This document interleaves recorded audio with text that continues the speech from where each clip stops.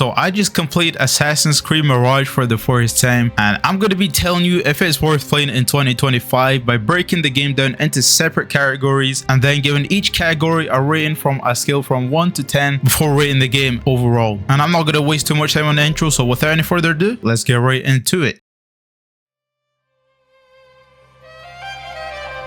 The setting takes place in 9th century Baghdad, also known as the Golden Age of Baghdad. The first impression I got of Baghdad was that it looked very similar to Assassin's Creed 1 in terms of the setting, especially with how the buildings were built and how they have those rooftop gardens as well, with those hiding spots, which I'm not gonna lie, I don't know what they're called. Maybe one of you guys in the comments can let me know what they are. The map is not as big as the recent games before it, but visually, Baghdad looked very appealing to me because not everything looks the same, as there are 4 main districts with each district having different characteristics. Abbasiyah, which is home to the scholars with famous landmarks such as the Great Bimaristan and the House of Wisdom. Harbiyah, where the less fortunate of the population such as thugs, slaves and orphans live. Kark is home to the merchants, which is the most industrial area of the city and also the most lively one too, as you'll see a lot of NPCs just walking around and things like that. And then there's the Round City, which is probably the richest district in Baghdad, with also featuring the Palace of the Green Dome, which looks amazing. There's also the Wilderness, which completely changes the scenery from the city with its desert, which reminded me a lot about the setting of Assassin's Creed Origins, which is obviously set in ancient Egypt, but there isn't actually anything to explore in the desert apart from this Isu temple, which I won't say anything about to avoid spoilers. There are also small districts located in the wilderness such as Anbar, which is known as the ancient capital. Anbar is also home to the Winter Palace, which was residence to the Abbasid Khalifas before the founding of Baghdad, which became the new capital city. There's also Jarjaria, which is located on the other side of the map from Anbar, and honestly there doesn't seem to be anything too interesting going on in Jarjaria. It seems to be home to farmers from what I was able to pick up. There is also the hideout of the assassins, which is located in Alamut, where you can notice that the castle is still being built. I didn't really explore Alamut during the game, and I won't get to explore Alamut unless I replay the game, because unfortunately after completing the game you can't go back to Alamut, which is an L on Ubisoft's end. So now that I've covered this setting, I'm going to rate it an 8 out of 10. I personally really liked how the world looked, and it looks like a lot of effort was put in. And on top of that, this game was developed by Ubisoft Bordeaux, which I believe is a significantly smaller branch than the other branches of Ubisoft that made the last few games, which is, I believe, Ubisoft Montreal and Ubisoft Quebec. Correct me if I'm wrong though, because I'm honestly not too sure on that.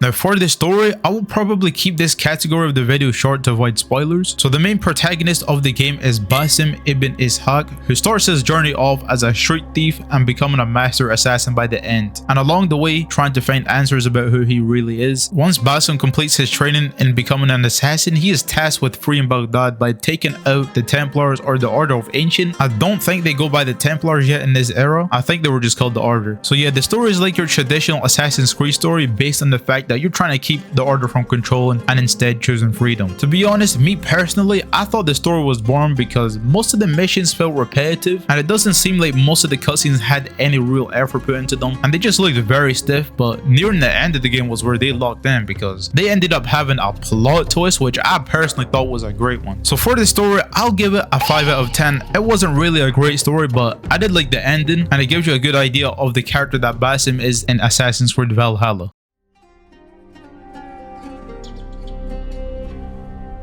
So parkour in Assassin's Creed Mirage was probably the thing I was looking forward to the most, because it's been a while since we had an Assassin's Creed game where we had a setting where we could just run around and do parkour, but I was left a little disappointed. The parkour options on this game are great. I've even spent a good amount of time just running around the city doing parkour and having fun with it, but the problem I had with it was that the movement and animations, they didn't really feel smooth, and I believe it's because the game was originally supposed to be an Assassin's Creed Valhalla DLC, and if you played Valhalla, then you know that Eivor isn't really quick or agile, which makes sense since Eivor is a Viking who are warriors who wear heavy armor. So it makes sense that with armor your movement and agility would be significantly decreased. The problem is Basim moves similar to Eivor, as the devs probably used most of the same animations used on Eivor since Mirage was supposed to be a DLC. Basim moves slow as if he has all the gear Eivor does, and even at times you can't tell if he's actually sprinting or not because of how slow his acceleration is. So there would be times where I would just, press the sprint button because I was thinking that Basim assassin wasn't sprinting, but it turns out he was sprinting, so it would make me run slower, which was annoying because this happened to me a lot when I was running away from enemies that I didn't want to fight. Also, I just did recently change the sprint button to hold R2, which made sprinting better, but one thing I noticed is while turning, the game for some reason slows you down, which is pretty stupid. I don't know if that's like a glitch or something. So yeah, hopefully that does get fixed. The parkour, however, jumping from pole to pole feels pretty decent, though it didn't feel as fluid as like Assassin's Creed 2, for example, because the jumps from pole to pole felt like they had a little delay. I don't know if that's just me though. Massimo even claims buildings at reasonable speed, and it does feel consistent, but because of some of these problems, parkour felt and looked very stiff and sluggish in my opinion. Also, I know that wally jacks weren't even in the game on release and were added in a later update, which is a W from Ubisoft. It's nice to see that they actually care about the fans' opinions. I even remember seeing people making mods for this, which is actually pretty funny. So for the rating of parkour, I'll give it a decent 6 out of 10, which may be generous, but even with its flaws, I'm actually have fun with the environment and parkour options. The rating definitely could have been higher if there was more consistency in the animations and if Basim wasn't moving like he was wearing this.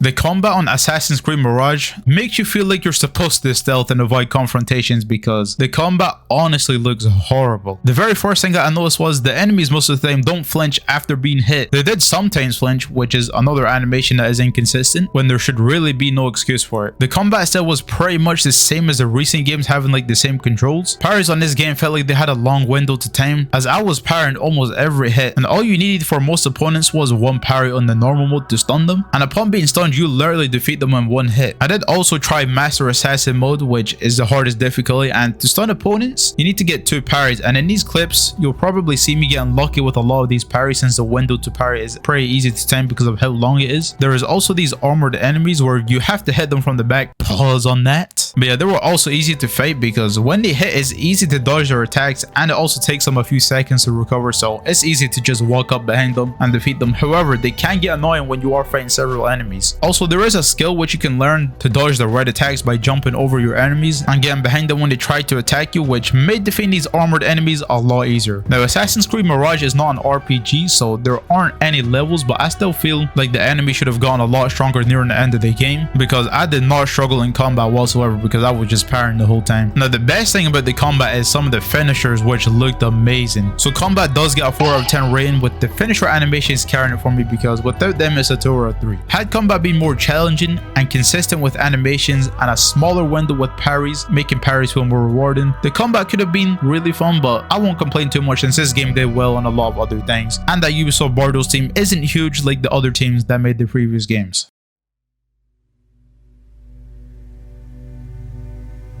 So now we're on to the stealth category, and boy was stealth great in Assassin's Creed Mirage. It's definitely the best out of the previous few games. One thing that I noticed that was pretty cool was that while using throwing knives and bushes you still remain hidden, but in the last few games when using a bow you're actually able to be detected in bushes, which made using stealth a little trickier in the previous few games. The throwing knives are one of many tools that you can use, which gives you a lot more options on how you want to approach stealth, which is a really good addition to the game, making stealth way more enjoyable. And I'll be honest, I didn't really use the tools apart from throwing knives through my playthrough. I know I'm crazy, but after completing the game I did go ahead and unlock all the tools, and I just used them when going to restricted areas and doing contracts and stuff like that, and it honestly made my experience of stealth a whole lot better. So there are 6 tools that you can unlock, and 5 of which you can upgrade by adding modifications at the bureaus to have additional effects. So I won't go over every single upgrade because it would take a while to go over all of them. As for each tool, you can unlock 8 upgrades, but you can only use 4 of 8 upgrades on a tool. I will though explain what each base tool does, starting with the throwing knives, which are used to take out enemies from a distance. So you can carry up to 4 of these, but with an upgrade you can carry 6, which is the same with all upgradable tools. And you can add an upgrade where on impact the knives deal poison, which is really good to use as a distraction on guards. Smoke bombs create a thick cloud of smoke which obstructs vision, and they're also probably the most versatile tool as they can be used both offensively and defensively. Offensively, you can use them to take out multiple enemies, and defensively you can use them to get out of any confrontations that you don't want to be in. And you can get some pretty good upgrades on it, like extending the range, an upgrade where you can make the smoke cloud last longer, and an upgrade where the smoke makes no noise so it won't draw in any enemies that are nearby. With the blow darts, you can put enemies to sleep, which is very handy as it won't draw any attention like the smoke bombs would, and would be good in a situation where there are only like 2 enemies, making it easy to take them out without drawing any attention. And the blow darts has some cool upgrades too, where you can change the darts to poison guards or to make the guards go berserk. The trap tool is a non-lethal explosive proximity mine, which can be used to knock down enemies for long periods of time and can be upgraded to be more lethal by adding a fiery explosion. The noisemaker is a small explosion used to lure guards away from your position and can be turned into a weapon if it sets off at oil barrels, which then explode and set enemies on fire. So tools really give you a lot more stealth options, which makes doing it a lot more fun and doesn't get boring, as you can use different tools each time to do stealth differently. Also, one addition to stealth that I really like is that if you're detected, you can still assassinate your enemies if you're quick about it, which wasn't in the previous few games, because if you were caught, there wasn't like a small window for you to assassinate them, so you just have to fight them, which would then draw attention to the other enemies. And they also added something new, which was called the assassin focus, and what this let you do was it let you take out multiple enemies at a time. And when I first saw this, I was like, what the hell is even going on, because like, why do we just have superpowers? But over time it grew on me. It's actually a pretty cool and handy ability to have, so it was a cool addition because it made stealth a lot easier since you only have 1 blade instead of 2. But one problem in my experience with assassinations was that there was a chain assassination skill, so you can take out 2 opponents at a time, but sometimes it wouldn't work even though enemies were definitely in range to be hit by it. So for stealth, it gets a good 9 out of 10 for me because of how many approaches you can take to stealth, and it's been the best in years in my opinion. The only downside for me is the chain assassinations due to it being inconsistent, but that's not the reason it didn't get a 10, because I feel like there's just always room for improvement on things.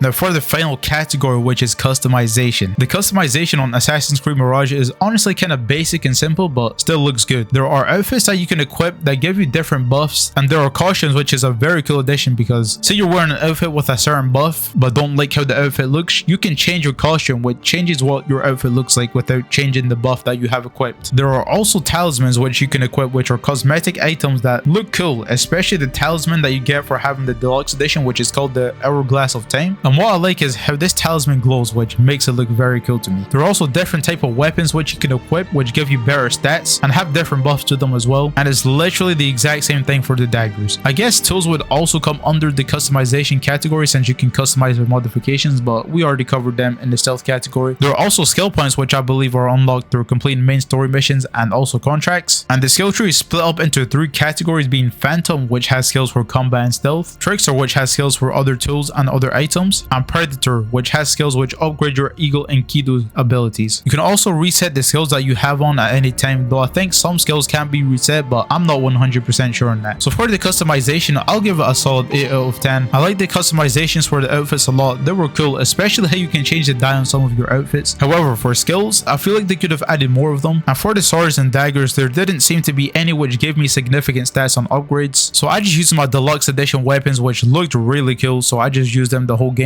But I also didn't unlock all the weapons, so I don't know if there actually were any good weapons, and honestly I didn't unlock much stuff in general, so I guess I shouldn't be too critical on the customization, but I personally thought it was pretty good.